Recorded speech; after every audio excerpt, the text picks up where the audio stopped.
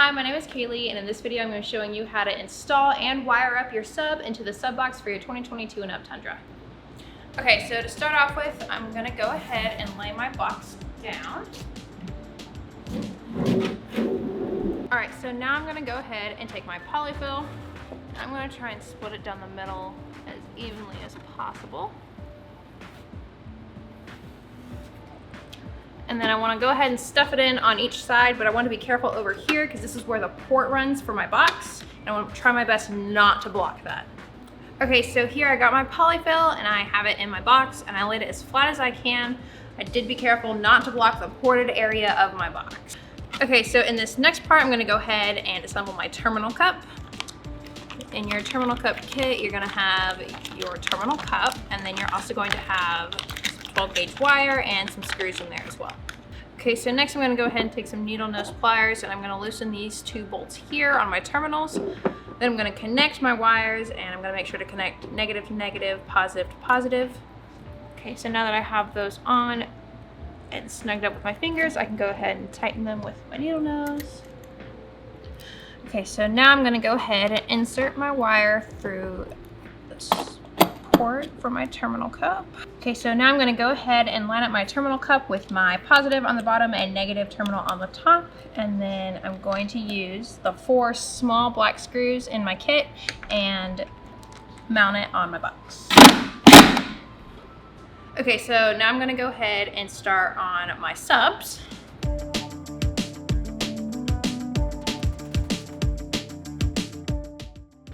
What I want to do is I want to get this cardboard piece right here.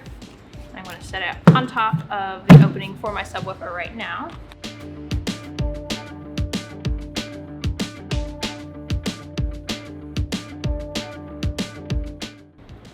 Okay, so you're going to have these foam gaskets in your kit, and they have little peel-offs on the back.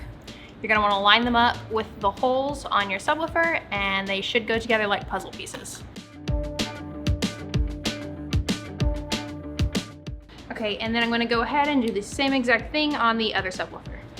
Okay, so in this next step, I'm going to be wiring my subwoofers together. I'm going to take the 25-foot 12-gauge wire that I have in my kit, and what I'm going to do is I'm going to make jumpers. So I'm going to run the wire from one voice coil to the other one, measuring how much I need, but leaving a little bit of room to connect them.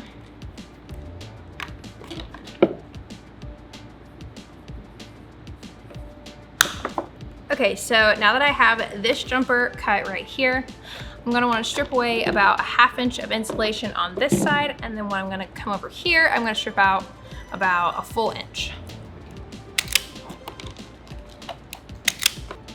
Okay, so now I'm going to go ahead and take the side that I cut about a ½ inch off of and twist those together and then insert them into my voice coil.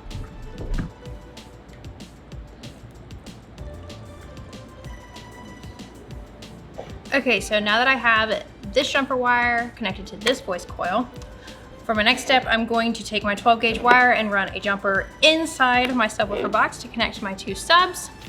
However, before I do that, I want to spin this sub around to where the voice coil I'm connecting to is on the outside. Scoot it over a little bit so I can run my wire.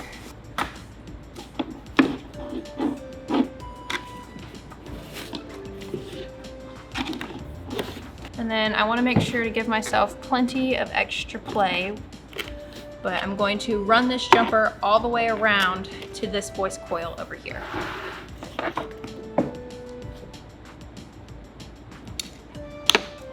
And now you can go ahead and spin it back around so I can show you how to make the connection.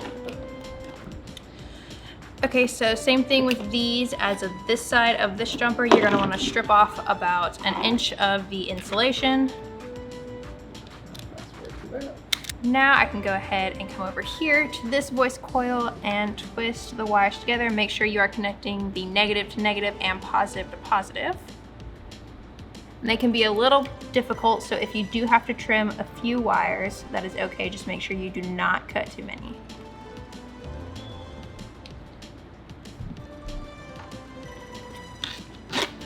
Okay, so next I'm gonna go ahead and make the jumper for this voice coil over here.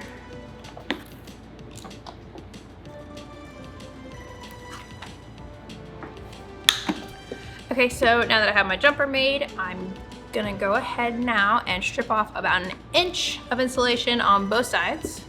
Okay, so now I'm gonna go ahead and take the other side of my wire inside my sub box and connect my positive, negative to negative, and connect it to this voice coil right here.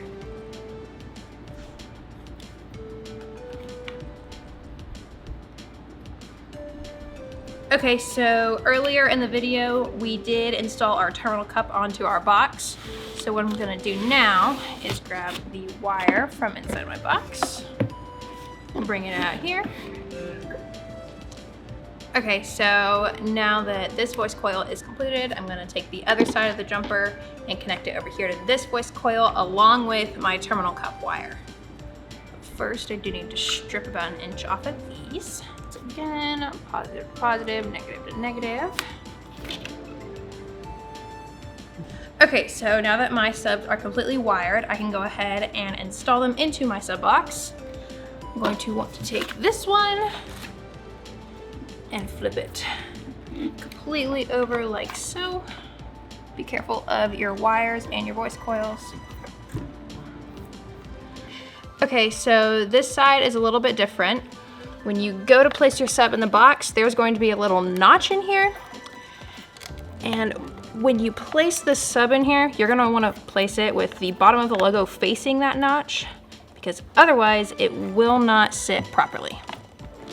Okay, so now I'm gonna go ahead and screw my sub into place. However, first, we highly recommend taking a drill and making pilot holes for your screws to go into.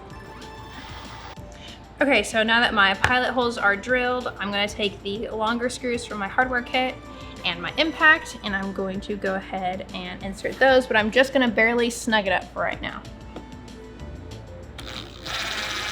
Okay, so now that all of my screws are inserted, I can go ahead and tighten them, all of them up completely.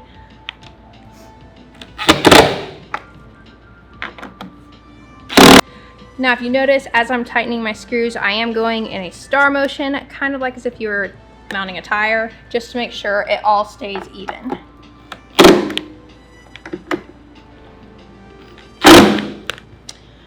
Okay, so now that all of these are done, I can go ahead and go over onto my other sub and repeat the same thing. Okay, so for this final step, I'm going to be testing the ohms or resistance of my subs. I'm going to take my digital multimeter and turn it to the ohms section. Now I'm going to take my probes and come over here and loosen up my terminals on my terminal cup and stick these in here, because if you move around too much, you will not have a steady connection. Okay, so here on my multimeter, you can see that it's showing 1 to 1.2 ohms. Now the acceptable range for your resistance is going to be about 0.8 to 1.4. If your numbers are not in that range, make sure you check your wiring and make sure your subs are laying completely flat with no pressure on them at all. All right, so just a quick tip, if you cannot get the correct readings on your multimeter, the first step I would do is come over to both of your subs and press on them to try and recenter them.